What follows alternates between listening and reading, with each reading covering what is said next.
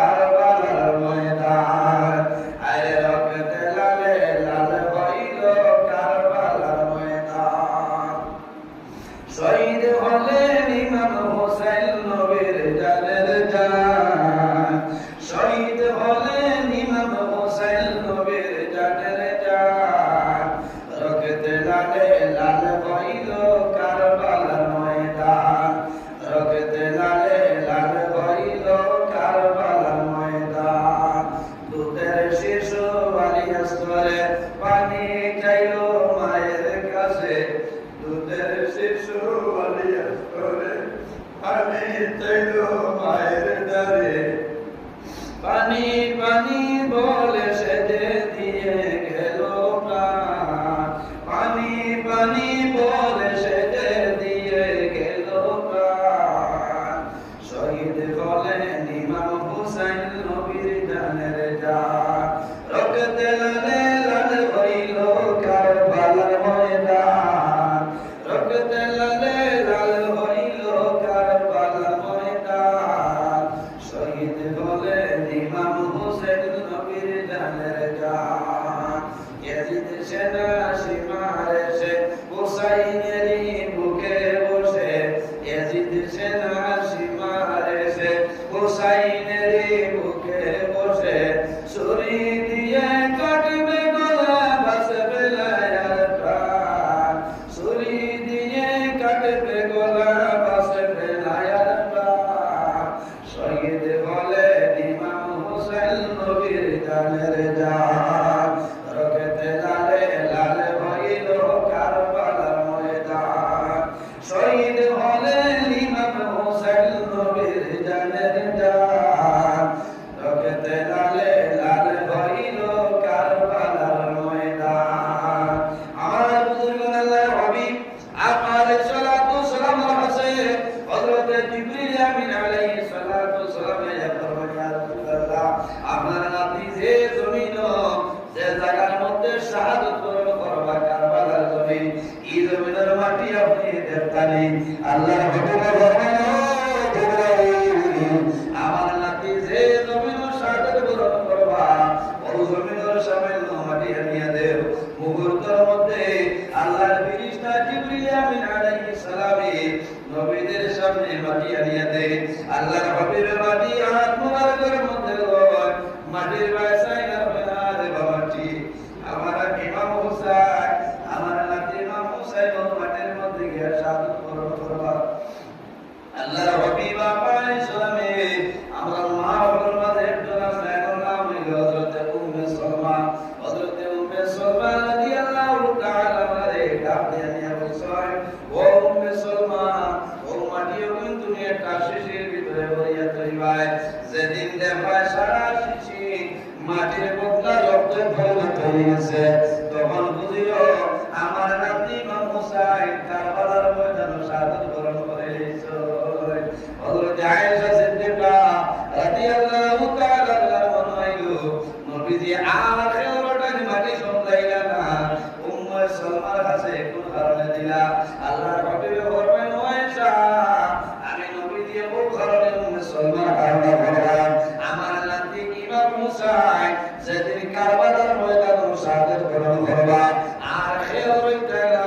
একমাত্র উম্মে সালমা জমিনে সুবহানাল্লাহ আল্লাহর হাবিব আলাইহিস সালাম রে আল্লাহ রহমাতুল লিল আলামিন বানাই পাঠাইছে এর কারণে আমার বুজুর্গগণ আল্লাহর হাবিবের মায়ার কারণে মহব্বতের কারণে আল্লাহর হাবিবের উপরে দুরূদ শরীফ পড়িতাম বেশি বেশি করে জমিল দুরূদ পড়িতাম যে বান্দা জমিল দুরূদ শরীফ বেশি বেশি পড়িবায় আল্লাহর হাবিবের দিদার আপনার নসিব হবে সুবহানাল্লাহ আমরা দুরূদ শরীফ পড়ি না যাব মাত্র দুরূদ শরীফ পড়িবা যত বেশি পড়িবা সওয়াব হইব দুরূদ শরীফ পড়িলে সওয়াব হইব দুরূদ শরীফ পড়িলে জমিন পড়বা আপনি যে কোনো সমস্যার মধ্যে পড়ছেন আপনি দোয়া করবেন আগে দুরূদ শরীফ পড়ে দোয়া করো যে দোয়ার আগে নবীজির দুরূদ শরীফ পড়া হয় না বাইনাস সামাই ওয়াল আরদ আসমান এবং জমিনের মধ্যখানে সেই দোয়াটা উঠে যায় এর কারণে আমরা মাঝে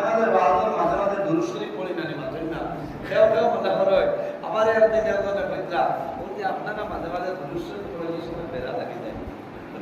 আমি বললাম আপনি কিতাব বুঝাইছেন বেজান দেখিওলা মেসা বলে খালি দুরুশ্বরী পড়ো আর কিতা কিতা করেন সেটা বলে আউরি লাইনি যাইতে বলে আপনার ইমান খারাপ না তবে আউরিয়া দুরুশ্বরী যে ইলাই দিবে লাগে জানা দুরুশ্বরী পড়ার নবীর প্রেম ভালোবাসা মহব্বতের কারণে দুরুশ্বরী পড়ো আর একবার দুরুশ্বরী পড়িলে সওয়াব কিতা লাভ কিতা নবী যে কথা মান সাল্লাল্লাহু আলাইহি ওয়াহিদাতান সাল্লাল্লাহু আলাইহি আশরা যদি কোন উম্মতে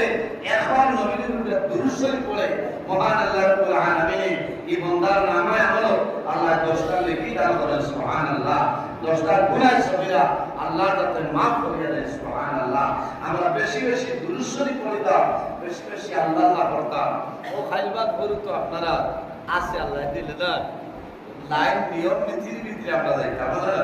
নিয়ম নীতির ভিতরে আউরে খালি ও পিটি তার পিতা কি আছে না এটা না হিসাবর ভিতরে রইতাম বুঝাইছে নিয়ম নীতির ভিতরে রইতাম মায়া মোহাম্মদ দেখাইতাম বাড়িতে আমি তিলাওয়াত করাই না আলী মোহাম্মদ দাওয়াতি কোরআন শরীফ খতম করাই না ঠিক আছে না মিলাদ শরীফ পড়াইতাম দোয়া করাইতাম লাভ হইব